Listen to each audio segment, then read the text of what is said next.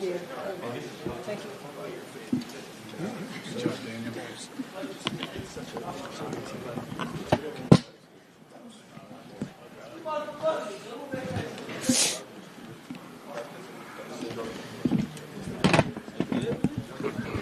He good. He got to get perfect audio, man. No rush, man. It ain't no rush. Hey,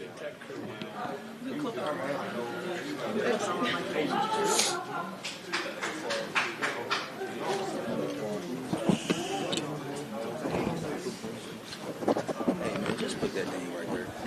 Just put it right there.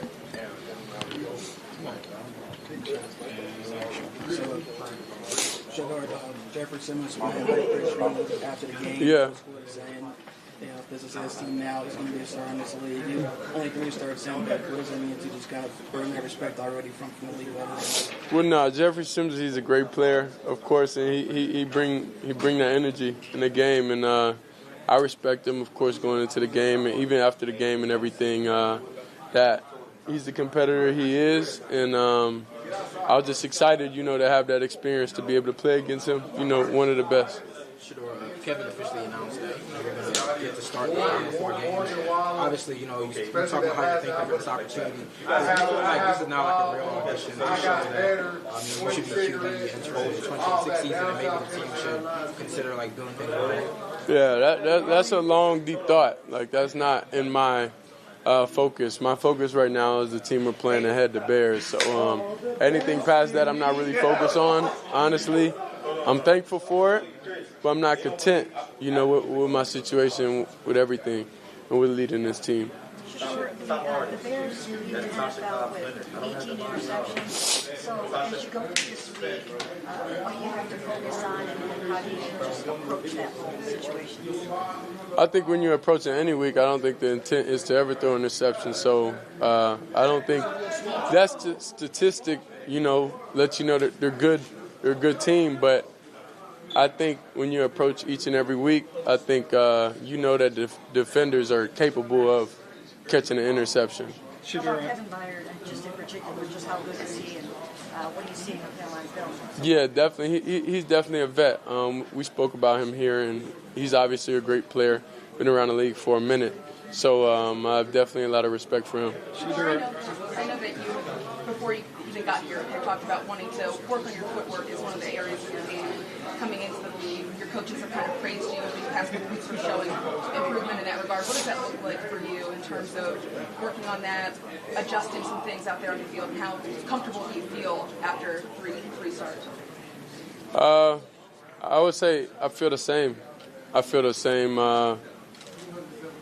Since I first got here. It's definitely you mentally, it's ups and downs, it's different things, but I'll say consistently the same. I tend to stay and feel the same. In college and now, I think footwork and I think all that ties into a lot. That ties into trust. That ties into knowing where you guys are going to be. That ties into everything. So that's where you see the improvement, because that we had that leap of faith, this past week, with knowing that the receiver's going to be in the right places, looking everybody in the eyes saying, I'm going to be there, I got you, building that foundation, building that trust. So when everything, when I trust, then you get the best out of me. You get what I'm saying? It's hard for me as a player to not trust things and play my best. So I'm just thankful that we built those relationships that quickly within the receiver room and within the team and within the O-line and everything.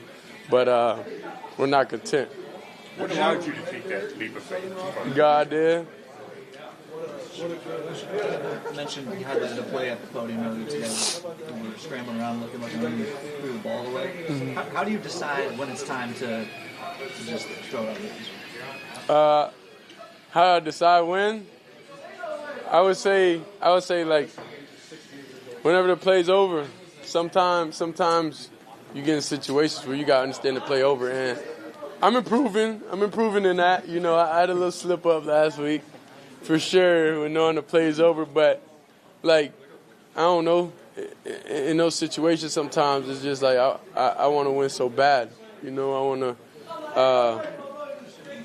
want to make something happen whenever we're stagnant and stuff like that. So just learning, like from the week before when I took a sack that got us out of field goal position. I learned from that, and I was like, okay, knowing where we are in the field, understanding like, okay, I tried my first thing, it don't work, get it out, like so then I won't negatively affect the team. I know you played 2 years at Colorado, but what do you think about -15 wind chill in Chicago expected for Sunday? Honestly, I'm focused on these plays right now. Whenever that happens, one thing you don't want to be is mentally defeated before you get there, whatever comes with, however it feels out there, just comes with it. We could prepare the best we can and do everything we can to bundle up. I know you see the 2 sleeves I'm wearing now. So we definitely had to change the style a little bit to make sure I stay warm. Because of your playmaking ability, especially on the platform, how hard has it been for you to, what you mentioned before, kind of break those habits and like survive for the next game? Not hard. It just took a little explaining. That's it. It was a negative thing to happen for me to just slow down, But it's. I look at everything and I understand. Okay, this is what I was trying to do in this. In this situation, this is what you should do. And sometimes it go your way, then they'll be like, that was lit. And sometimes it don't. So like you got to limit those that wasn't the best risk. In certain situations, certain times of the game. You said your dad was going to get mad at you for that pick. Yeah. Did he? And what kind of advice did he give you? Well, you got like during the game and everything. I always hear his voice. Like in my ear. I'm like in certain situations, certain everything. Like in a lot of situations, and I know his expectation for me. His expectation for me is the highest than anybody is, so that's where playing for him my whole life made it easier to come and play anywhere else because his expectation, what he has done for himself, even being a player where he understands quarterbacks and everything. So,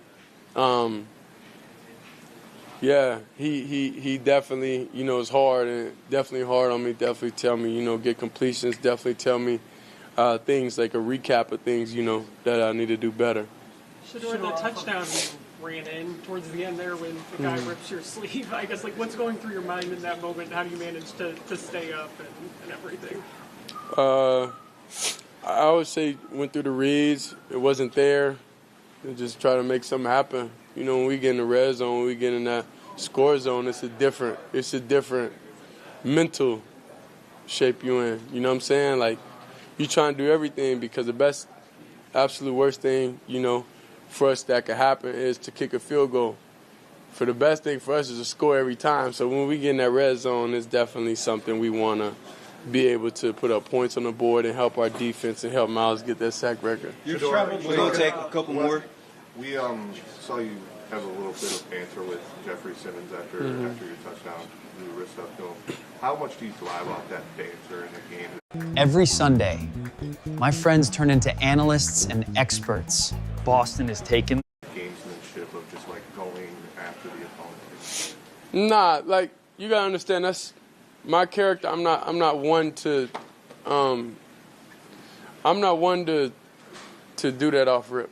Like I don't do that. I'm not a person that ever try to put someone down, try to ever like stunt flex on somebody because like it's no purpose. It don't really help anything. But I only do that when it was like initiated. You get what I'm saying? And he's supposed to do that. Like he's supposed to do that. To the crowd, everything before we even scored and did everything. So it's just fun. It's just fun. I don't take anything personal. I know they don't because it's a heated battle and it's a respect thing on both sides. So that's just in the game. I don't really look too deep in it. But if I'm initiated to do it, then it kind of like you leave me no choice. We're going to have Tony, Scott, and Mary Kay, and then we done. Of all your past receivers, you seem to have connected with Fannin the most. Why is that? He's just in the read. He's open. I don't think. I think you got to know everybody's skill set, and know what they do well, and part of that is still positioning and having everybody fit your eye. Like, it's a cut pass to Harold I was a little late on. He still caught it. He was still able to make a play. And as time goes on, we'll be able to build that trust, build that chemistry. We'll be able to play at the same speed, to play, like, with all the guys. So it's kind of like matchups, reads, what the defense is doing. Like, that's who I tend to want to throw the ball to. Whoever the defense isn't really covering like that, it's not really just my favorite guy. Let me just throw it to him. Hey, I saw the video you talking to Cam Ward after the game, and he said something about what you're doing in the offseason. You said that's not your focus right now. Is that because your focus is these Final Four games, and how important then to you are these Final Four games? Motherfucker, this is my life here, you know. So we on two different spectrums right now. You know, I gotta focus on playing my best and being the best player I can for the team, and obviously the situations are different. So I know he puts his all into these games and these Final Four games, but it's just a little bit different, you know, because you don't know what could happen, you know. So I just go here, enjoy my day, you know, work hard, do everything I can, and if I'm here, I'm here. If I'm not, I'm not. Like, it's nothing in my control, so I try to control what I can control. That's going out there, making the right reads, going out there, doing the right things, being the person I am, and things will fall how they're supposed to. Shedeur, Ethan is out for the rest of the season, of course, Yeah. with these Achilles. The first part of the question is just how, you know, I'm sure how disappointed are you about that, how much of a help was he to you, and then how much chemistry do you already have with Luke from you guys having worked together? Yeah, Luke definitely a hungry dog, so we gotta get that back connection going. But Ethan, definitely it definitely hurt that he was out, because the responsibility he took, you know, in helping everybody. Whenever I was able to come in and have that different level of comfort, you know. So I truthfully hope I could play with him next year, and I hope he's around next year. You know, I really do. But I'm gonna make sure I'm around too next year. But Luke definitely ready to step up and do what he got to do. You know, so I'm thankful that we do have that hungry dog connection, that we able to get out there and get out there and feel back to normal, you know, like we are in the practice field. But, yeah, Poe, yeah, that hurt. That one for sure hurt, because he's definitely cool, down-to-earth guy, always get here early, always man about his business, and it's just unfortunate that happened to him. Appreciate it. Appreciate y'all. Thanks, Shedeur.